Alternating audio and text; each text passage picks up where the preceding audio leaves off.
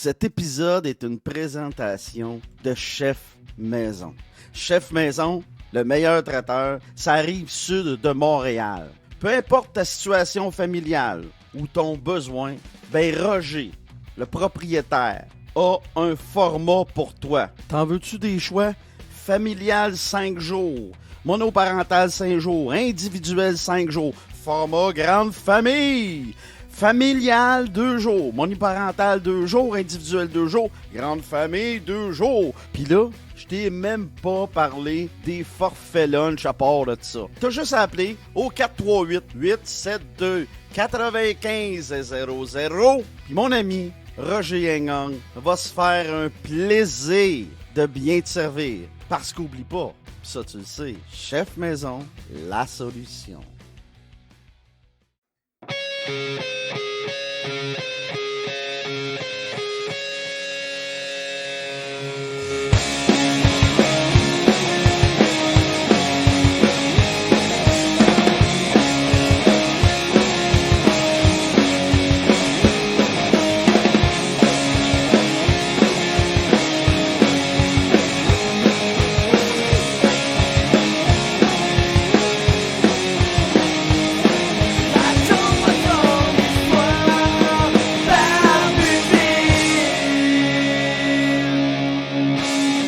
Hey, t'es là, toi! Bienvenue dans la jasette du barbu, épisode 401 qui s'est fait attendre. Oui, c'est des choses qui arrivent, j'avais rien à dire, fait que dans ce temps-là, vaut mieux se taire. De retour en ce beau lundi, beau lundi. C'est un lundi gris, il fait à peu près 2 degrés à l'extérieur de nos studios. S'en est passé des affaires pour le barbu, puis on va te compter ça. T'aimes ça quand je te parle de mon quotidien, mais c'est ça qu'on va faire. Mais là, le plus important, puis tu le sais, c'est primordial, as-tu fait ton lit à matin?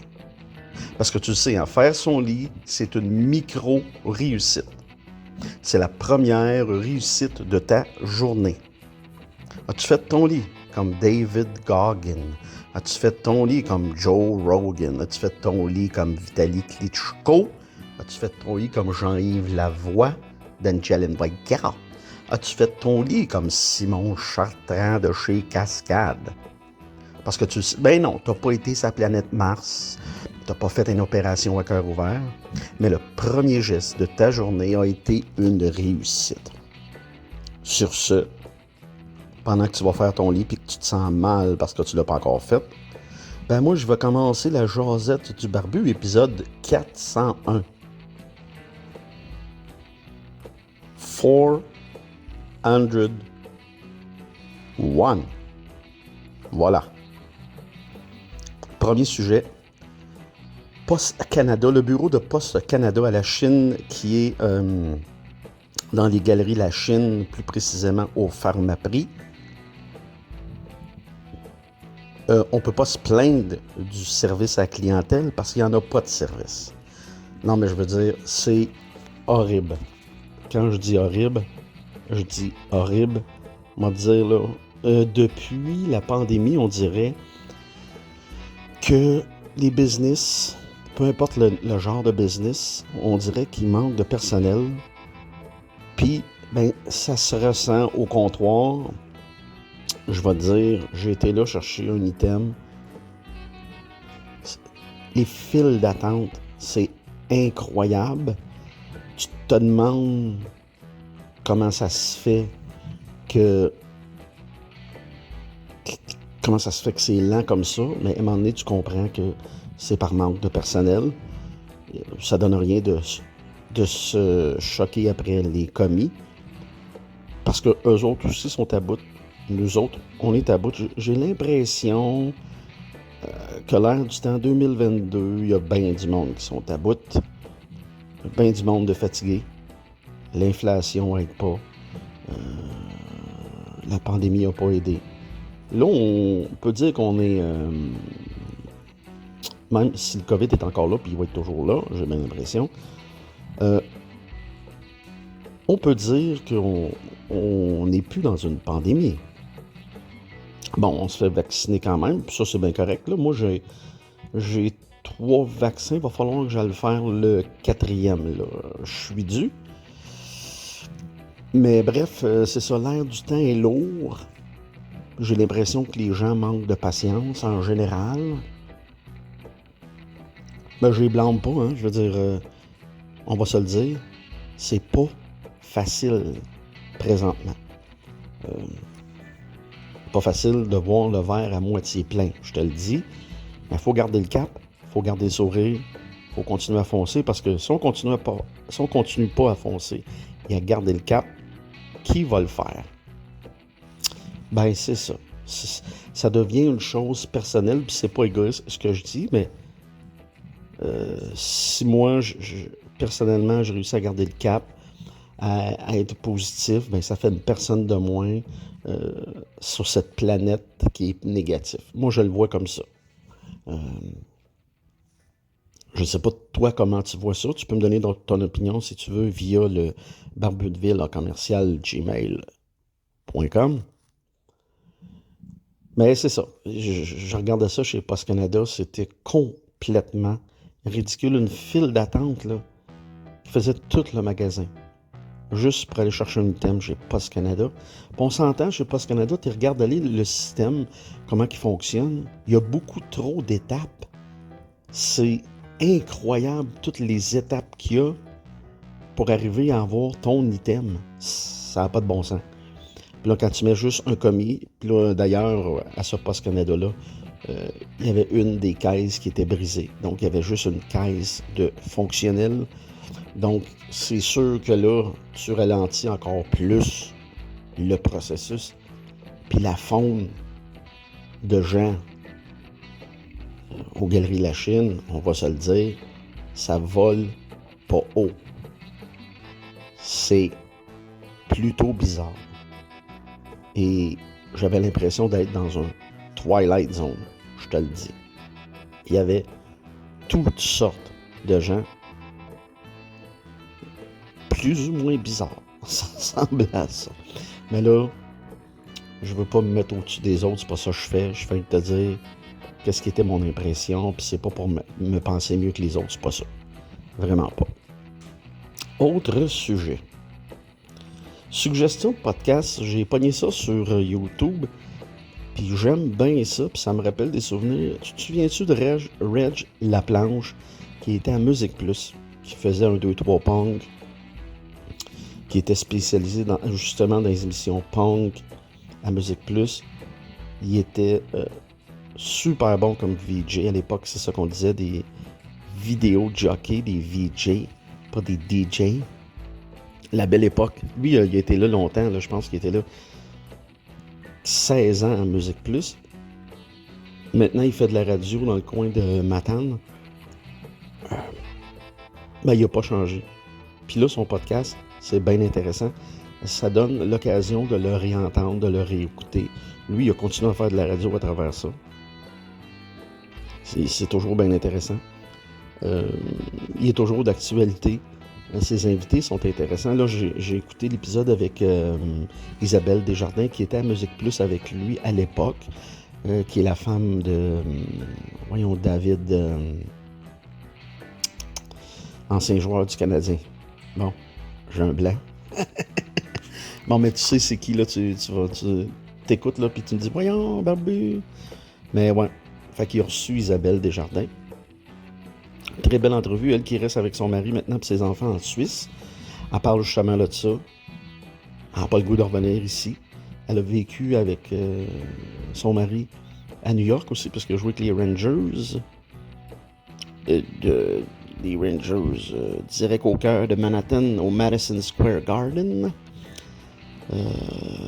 Donc, elle a voyagé beaucoup.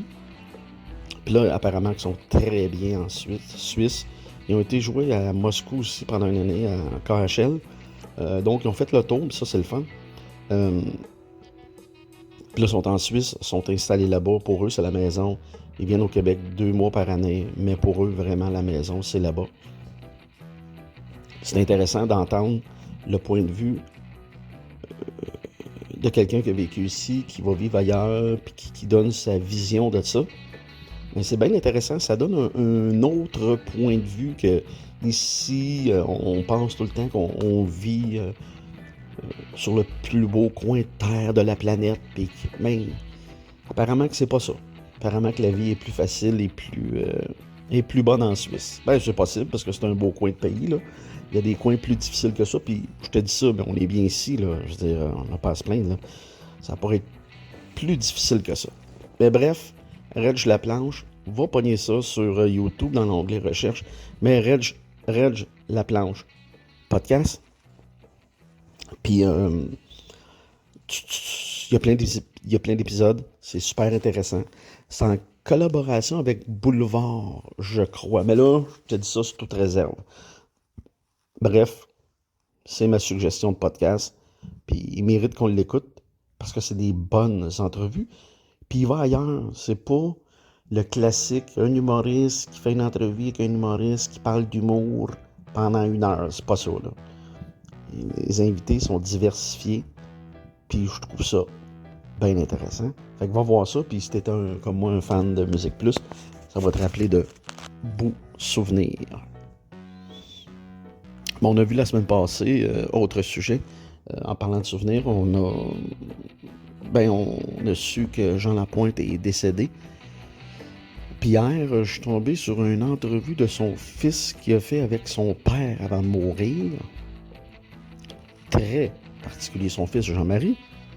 Jean-Marie le regarde puis il parle de son problème, il parle du problème de gambling de son père. Jean le regarde dans les yeux puis il dit moi j'en ai plus de problème de gambling. Toi règle tes affaires, moi j'ai réglé les miennes. Paf, de même, direct sur le nez, carré comme ça. Particulier, c'est une entrevue qui va passer à la télé. Je sais pas quand, je ne sais pas à quelle heure, je n'ai pas ces informations. Je viens de me rendre compte que j'avais pas noté ça. Mais bref, ça semble bien particulier. J'ai vu ça à Art TV pendant une émission qui s'appelle C'est juste de la télé avec Anne-Marie Wittenshaw. Bref, ça semble particulier mais intéressant. Jean Lapointe, qui est une icône québécoise, qui a fait beaucoup de films dans les années 70, des films marquants comme Au chaud d'eau frette, il a fait le tour, là, je veux dire. Il était comédien, il a fait de la chanson, la chansonnette avec les Géraud-là, très populaire, c'est lui qui a fait Gros Jambon avec Jérôme Lemay. Et puis, il était humoriste aussi, entertainer. Il a fait beaucoup. Il était aussi sénateur. Il a eu une vie bien remplie. Je veux dire, il y en a qui meurent puis qui n'ont rien vu puis rien connu. Lui, il a fait le tour. Il a profité de la vie. C'est un épicurieux. C'est un passionné, c'est clair. C'est un indépendant. Il a bu du bon vin. Il a été dans les meilleures tables, dans les meilleurs restaurants. Je veux dire, il est mort heureux, cet homme-là, j'ai l'impression. Je sais pas, je suis pas dans sa tête, je suis pas dans son cœur, mais il a fait le tour. Il a vu beaucoup, puis on espère tous ça dans la vie. Pas devenir alcoolique, c'est pas ça que je veux dire, mais on espère tous profiter de la vie. Oui, c'est le mot que je cherchais. Il en a profité. Des fois trop. C'est vrai. On est humain.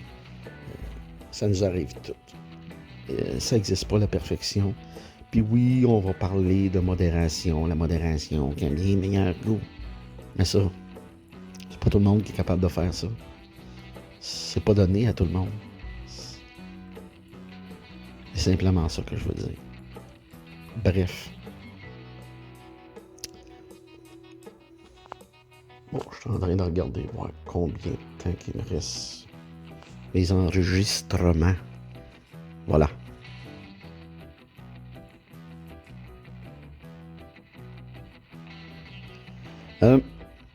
C'était ça que j'avais à dire à propos de Jean Lapointe.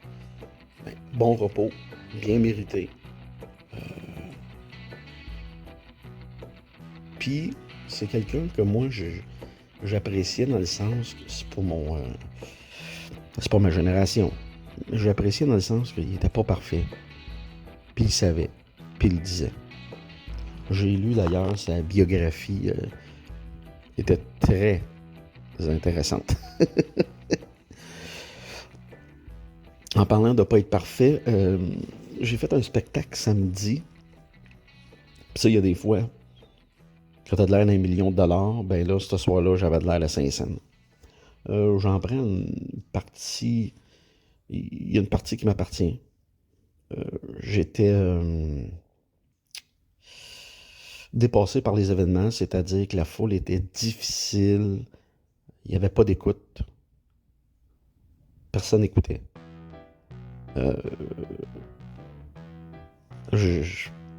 Une foule agressive qui n'était pas à l'écoute, qui n'était pas respectueuse. Fait que ça, c'est difficile après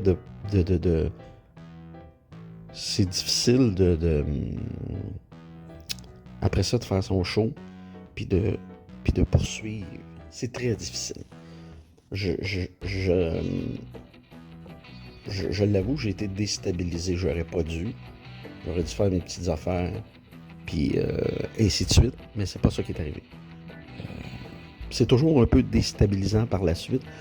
Moi, dans ce temps-là, je me remets beaucoup en question. Qui suis-je? Qui suis-je? Où vais-je? To be or not to be? There is the question. Être ou ne pas être? Là est la question. Je suis pas mal là-dedans dans ce temps-là après. Je me remets en question. Je me questionne sur ma personne. Évidemment sur ma prestation. Et ça amène des questionnements. Puis c'est pas toujours évident, pas toujours facile.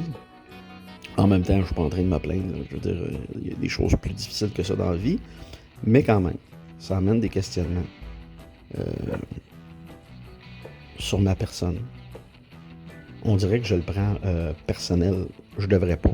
Je le sais. Moi, je le prends personnel. Puis en même temps, je suis déçu de moi. Je suis déçu de ne pas avoir livré parce qu'on m'a payé. Il y a tout ça qui rentre en ligne de compte. Mais grosso modo, si je regarde samedi, il y a une grosse partie qui ne m'appartient pas. Mais je suis capable de prendre la blonde aussi. Là, je suis un grand garçon. Il y a une partie qui m'appartient. C'est clair.